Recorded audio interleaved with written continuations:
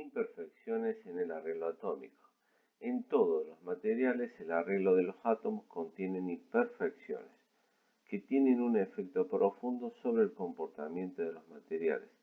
Mediante el control de las imperfecciones reticulares, creamos metales y aleaciones más resistentes, imanes más poderosos, transistores y celdas solares de mejor desempeño, vidrios, cristales de color extraordinario y muchos otros materiales de importancia práctica. Es decir, que todo material tiene imperfecciones en el arreglo atómico. Trabajando sobre esas imperfecciones podemos alterar las propiedades de los materiales, logrando cualidades deseables. Los defectos más importantes se clasifican en defectos lineales, defectos puntuales y defectos de superficie. A continuación vamos a ver cada uno de ellos. Los defectos lineales se denominan dislocaciones. Las dislocaciones son imperfecciones lineales en una red que de otra forma sería perfecta. Los defectos lineales se clasifican, en este caso tenemos dislocaciones de tornillo. En la figura pueden observar un cristal perfecto. La dislocación de tornillo desplaza uno de los planos de manera que genere una curva,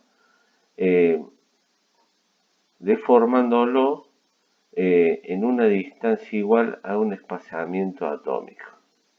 La línea a lo largo de la cual ocurre este corte es una dislocación de tornillo. Por otro lado tenemos la dislocación de borde. En una dislocación de borde se adiciona un plano atómico, se inserta dentro de la estructura. Esto genera tensiones internas dentro del material. Defectos lineales. Dislocación. Continuando con las dislocaciones, vamos a ver a continuación la dislocación mixta, que combina justamente la dislocación de tornillo y la de borde.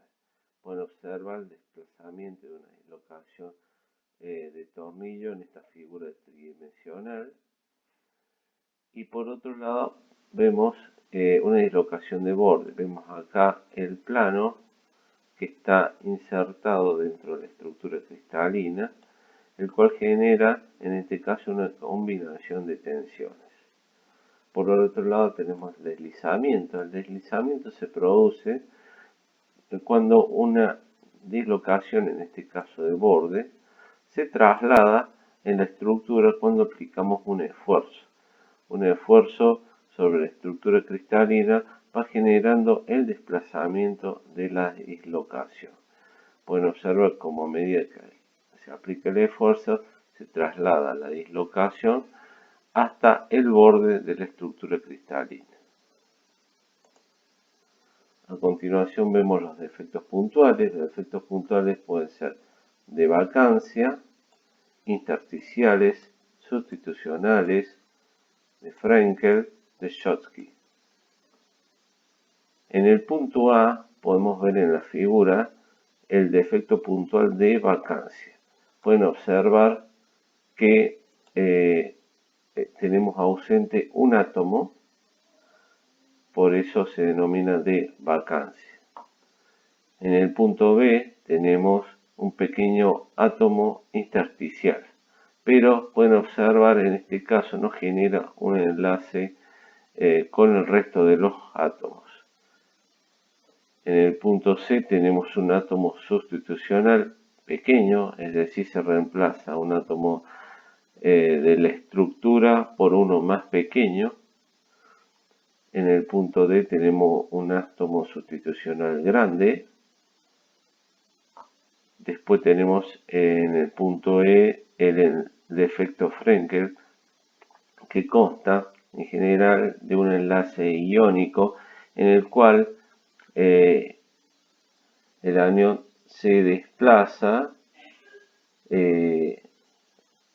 de su punto original, generando una pequeña vacancia, pero manteniendo siempre la neutralidad en cuanto a su electronegatividad. Podemos observar que tenemos siempre la misma cantidad de aniones y cationes.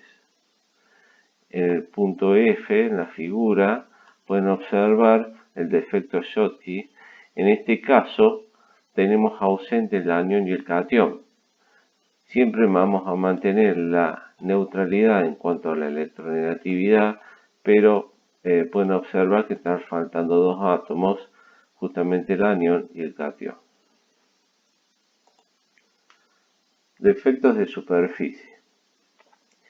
La superficie externa del material de la red termina de manera abrupta. En este caso, cuando tenemos defecto de superficie, cada átomo de la superficie ya no tiene el mismo número de coordinación y se altera el enlace atómico.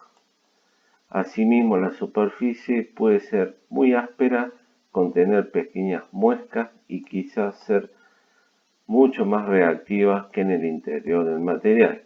Al perder la capacidad del enlace atómica, puede tener alguna reacción en cuanto a su reactividad con el exterior. Frontera de grano. La frontera de grano es la microestructura de la parte interior, digamos, de los materiales. Está formada por muchos granos. Un grano es una porción de los materiales dentro de la cual el arreglo atómico es idéntico. Sin embargo, la orientación del arreglo atómico de la estructura cristalina es distinta para cada grano. Es decir, que dentro de cada grano podemos tener un arreglo atómico parejo, uniforme, pero entre grano y grano tenemos diferencias en cuanto a la distribución del arreglo atómico, la orientación en particular. A medida que los materiales se van solidificando luego de la fusión, van formando granos en la estructura. Pueden ver también en la figura lo que denominamos la frontera de granos. Y por otro lado pueden visualizar una metalografía, en este caso, donde se aprecian los distintos granos, en este caso es latón.